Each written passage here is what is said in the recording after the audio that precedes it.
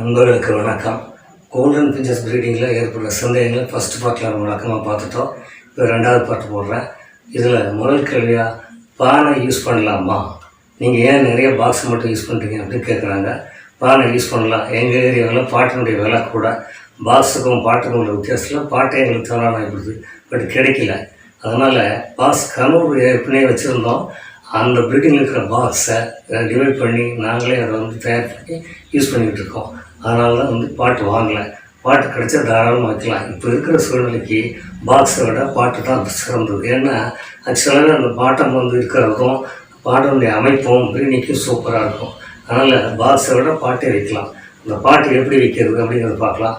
But நாங்கள் ஏன் use பண்ணுறோம்னா, வேறு கிடைக்கல. பாட்டு கிடைச்சா வைக்கலாம், பாட்டு கிடைக்கல. அதனால் பாக்ஸ் நாங்கள் யூஸ் பண்ணிகிட்டு இருக்கோம். எங்கள்கிட்ட இருந்ததை வச்சு தயார் பண்ணி போட்டிருக்கோம். அதனால் பாட்டை எப்படி யூஸ் பண்ணுறது, எப்படி கேஜில் வைக்கிறது அப்படிங்கிறத வச்சு பார்க்கலாம். வீடியோ பார்க்கலாம். பாட்டில் மாட்டுற கம்பி வளையம் போல் இருக்கக்கூடாது, ஒரு ஹூக் வர்ற மாதிரி இருக்கக்கூடாது. அப்போ எப்படி கட்டலாம்?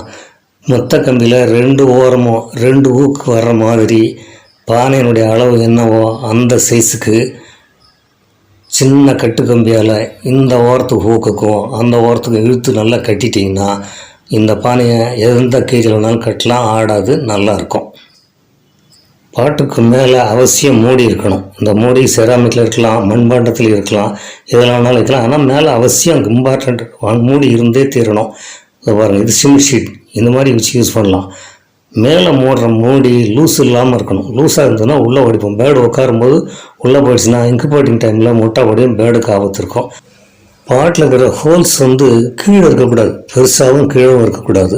கீழே இருந்தால் சீக்கிரமாக சிக்கு வச்சு நெஸ்ட் அவுட் ஆக சான்ஸ் இருக்குது. அதனால் பாட்டினுடைய மேல் பாகத்தில் தான் ஹோல்ஸ் இருக்கணும்.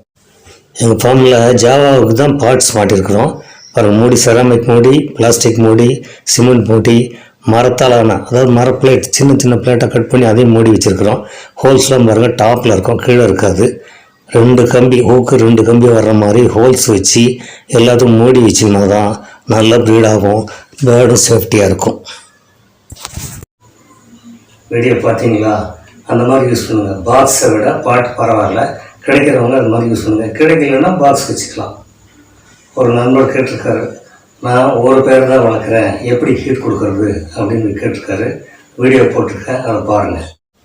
15 வாட்ஸ் பல்பு, கண்ணாடி பல்பு, இல்லை ஹீட்டர், செராமிக் ஹீட்டர் எது வேணாலும் யூஸ் பண்ணிக்கலாம். ஹைட்டு 1 அடி 2 அடிக்கு மேலே இருக்கணும். குண்டு கீழே அடியில் பல்ப் இருக்கணும். ஓவர் ஹீட் இல்லாமல் பார்த்துக்கணும். அதுதான் temperature meter. Room temperature meter அவசியம் இருக்கணும். அது இருந்தால் தான் அதனுடைய ஹீட்டுக்கு தகுந்த மாதிரி நம்ம ஹீட்டை கூட்டவோ குறைச்சோ வச்சுக்கலாம். வீடியோ பார்த்தீங்களா? அதை எப்படி காட்டுங்களோ அதே மாதிரி யூஸ் பண்ணுங்கள். சேஃப்டியாக இருக்கும், நல்லாயிருக்கும். இன்னொரு நம்பர் கேட்டுருக்குறாங்க, நான் என்னுடைய ப்ரீடிங் ரூமில் எல்இடி பல்பு தான் யூஸ் பண்ணுறேன், போருமா அப்படின்னு கேட்டிருக்காங்க. எல்இடி பல்பு வெளிச்சத்துக்கு தான் யூஸ் ஆகும், மற்றபடி யூஸ் ஆகிறது இல்லைங்க. அதனால் ஹீட்டர் அப்படின்னு சொல்லும்போது கண்ணாடி இருக்கிற அந்த குண்டு பல்ப், அது இல்லைன்னா செராமிக் ஹீட்டர், இது 2 யூஸ் பண்ணிங்கன்னா ஹீட்டு கிடைக்கும். அந்த ஹீட்டானது உங்களுக்கு ரூமுடைய அளவை பொறுத்து இருக்குது. நீங்கள் ரூம் ரொம்ப பெருசாக வச்சு சின்ன ஹீட்டரை போட்டிங்கன்னா ஹீட் கிடைக்காது. நம்ம ரூமுடைய அளவுக்கு தகுந்த மாதிரி ஹீட்டருடைய அளவு கூட போகணும். அதனால் எல்இடி பல்பு வெளிச்சத்து தான் லாய்க்க வழியாக மற்றதுக்கு யூஸ் ஆகாது. அதனால் டெம்பரேச்சர் வேணும் அப்படின்னா நமக்கு தகுந்த மாதிரி டங்ஸ்டன், அதாவது கண்ணாடி பல்பு உள்ளதையும் ஹீட்டரையும் போட்டு யூஸ் பண்ணிங்க, நல்லாயிருக்கும். நல்லபடியாக மெயின்டைன் பண்ணி வர பேர்டுக்கு அருமையாக இருக்கும். ஹீட்டருக்கு யூஸ் பண்ணுற கண்ணாடி பல்பு 20 வாட்ஸ், 50, 100, 200 வரலையும் இருக்குது. செராமிக்கில் 20, 50, 100, 200 வரலையும் இருக்குது. நமக்கு எந்த அளவு தேவையோ அந்த அளவுக்கு வாங்கி நம்ம யூஸ் பண்ணிக்கலாம். இந்த செராமிக்கு ஹோல்டர் இருக்குது. சாதாரணமாக அலுமினியம் ஹோல்டர் வச்சு போடலாம். குரூப் ரீடிங்கில் பெரிய கேஜியில் போடுறதுக்கு இது ரொம்ப யூஸ்ஃபுல்லாக இருக்கும்.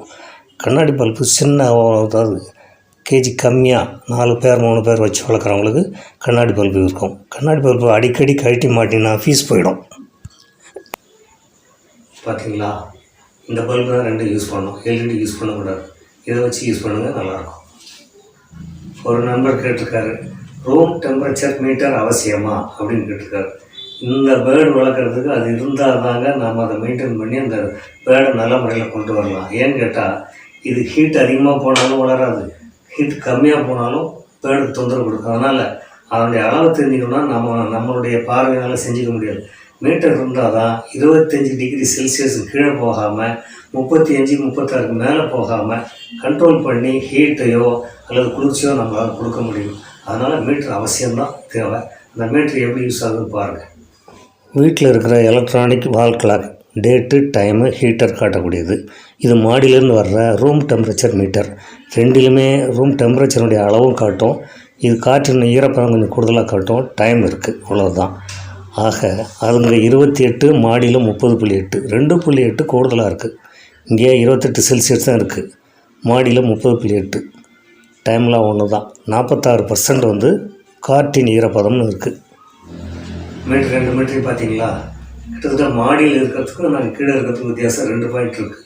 அதனால் நாங்கள் உயரம் இருக்கிறது ஹீட்டு, கீழே ஹீட் கம்மியாக இருக்குது. இந்த மாதிரி வித்தியாசமாக தெரியறதுக்காக தான் நம்ம தெரிஞ்சால் தான் நாம் அந்த பேர்டுக்கு தகுந்த ஹீட்டை நம்மளால் கொடுக்க முடியும். நல்ல முறையில் மெயின்டைன் பண்ணி பேர்டை வளர்க்கலாம். தெரியுதா? அடுத்த கேள்வி போகலாம் வாங்க. ஒரு நண்பர் கேட்டிருக்காரு, நான் பாத்ரூமில் பேர்டு வளர்க்கலாமா அப்படின்னு கேட்டிருக்காரு. கேள்விலாம் நல்ல கேள்வி தான்.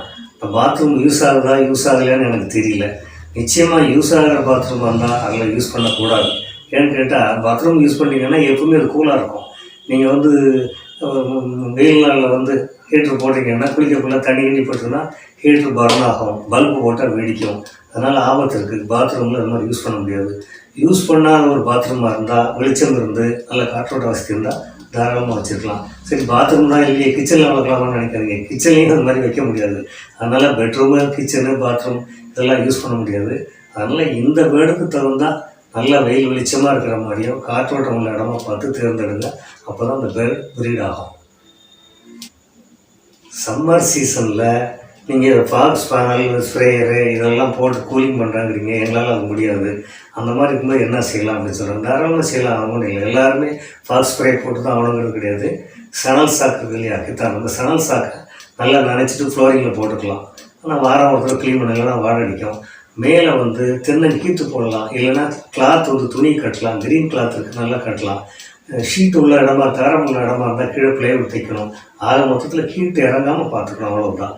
அதுக்கு தான் கண்ட்ரோல் மீட்டர் வச்சு பார்த்துக்கிட்டு 47 டிகிரி சென்டிமீட்டர் போகாமல் பார்க்கணும்னா இந்த மாதிரி கூலிங் பண்ணணும். கூலிங் பண்ணால் தான் நம்ம வச்சுருக்க முடியும். அதனால் வெயில் காலமாக இருந்தாலும் மழை காலமாக இருந்தாலும் அந்த அட்ஜஸ்ட்மெண்ட்டில் தான் இந்த பேர்டை ஓட்ட முடியும்.